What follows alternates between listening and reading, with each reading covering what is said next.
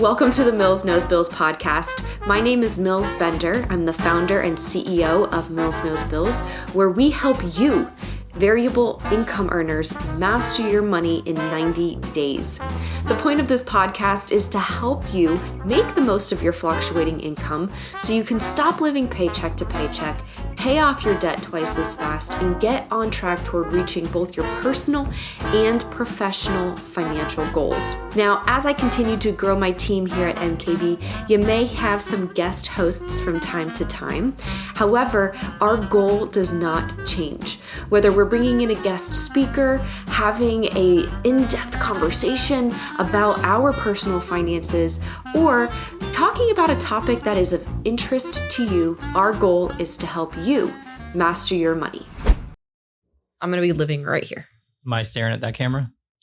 Do not give me eye contact at all. No, I'm not going to. I'm going to ignore you. All right, great. Hey, well, welcome to another episode of the Mills Knows Bills podcast, where we answer burning financial questions. I'm the host as well as CEO of MKB, Mills Bender. And with me today, I have two special guests, both of the other fractional CFOs on my team. We have Jen Fizer joining us virtually, and we have Christian Wilson joining us impersonally. Anyway. Impersonally. Yes, impersonally. I know that's not a word. It's fine. We're going to go with it. Christian, take a moment. Introduce yourself for the listeners, please. Yeah, my name is Christian Wilson. I'm a new fractional CFO with Mills Knows Bills. I am just finishing up a MBA in in business intelligence. And that has led me to a career in finance and numbers and solving puzzles. Yes, solving very, very many puzzles. And Jen, if somebody has not listened to the previous episode where you were a guest, can you take a quick second to introduce yourself again, please? Sure. I am Jen Fizer. I have been a CFO for the last 10 years in a couple of different industries. I also have experience owning and selling my own business. And so I have now joined Mills Knows Bills as a fractional CFO, and I am very excited to serve all of the customers that we have. Yes, and I'm very excited for both of you to be joining the team as well. And so we actually had a question that was submitted to us. Chloe with Day of Socials, what is our question? And I will repeat it. Why is my business struggling with cash flow and how can I fix it? Why is my business struggling with cash flow and how can I fix it? Jen, I'm going to call on you first. Why do you think a business is struggling with cash flow? This is actually one of my favorite topics because one of my favorite things to say is that your profit and loss is lying to you. And it's not really, but if that is the only report that you are looking at, then you may be wondering, where is all the money? Like, it may be showing that you have a profit when you don't feel like you have a profit. And so my advice would be to look at your cash flow statement.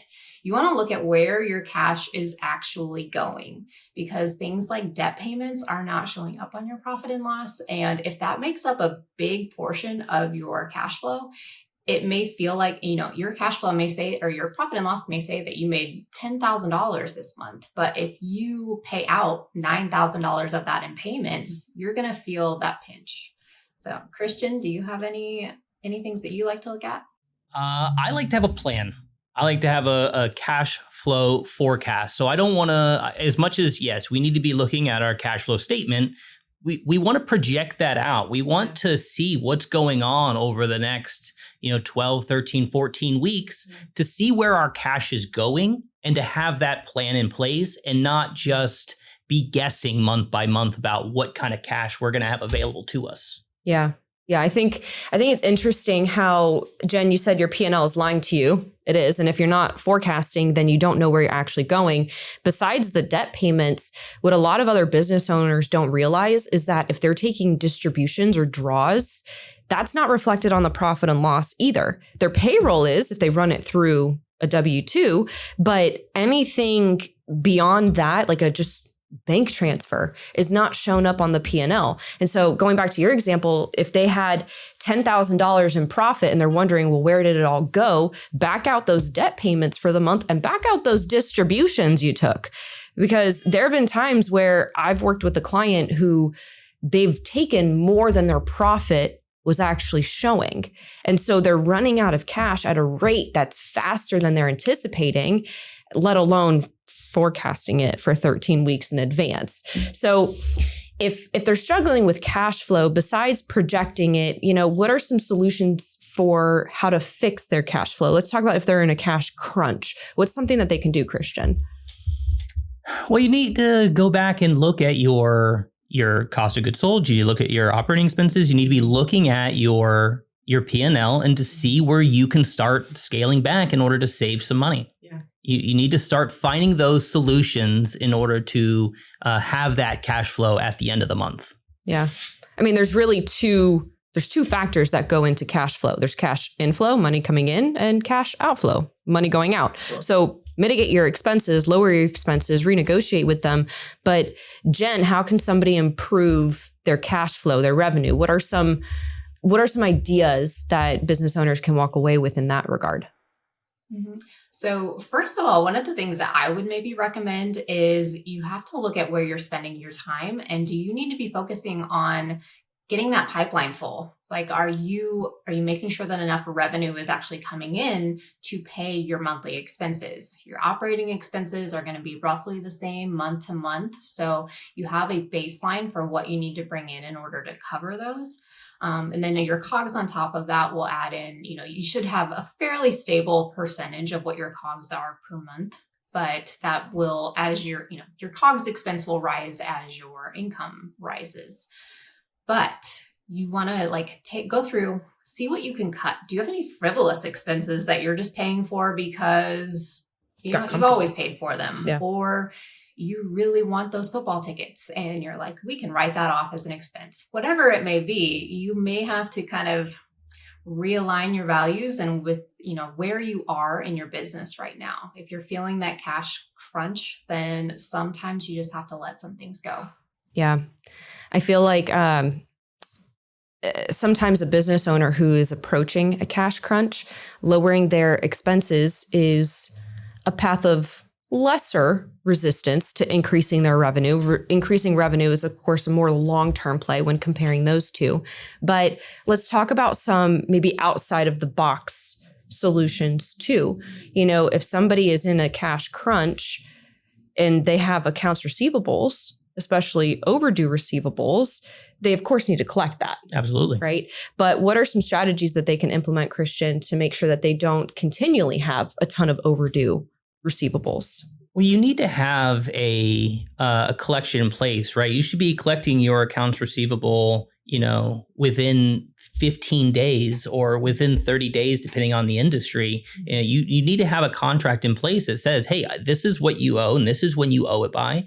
And you need to be following up with those people. Like, you can't just expect the client to come and pay you. You need to be following up. Like, hey, payment is due. Like, those conversations need to happen and they need to be reoccurring. Yeah, I agree. And then if accounts receivables are taking a little bit longer to collect, but that is money coming down the pipeline, that can sometimes be leveraged to get financing. So Jen, what are some ideas that business owners can take away if they need something that's immediately short-term in terms of the financing side? A lot of banks will actually loan on your accounts receivable, especially if it becomes a fairly stable month or monthly, value. You have, let's say you have $500,000 pretty regularly in accounts receivable. You may be able to, they won't necessarily loan you that full amount, but you may be able to get a percentage of that on a line of credit, sometimes even a term loan if you needed.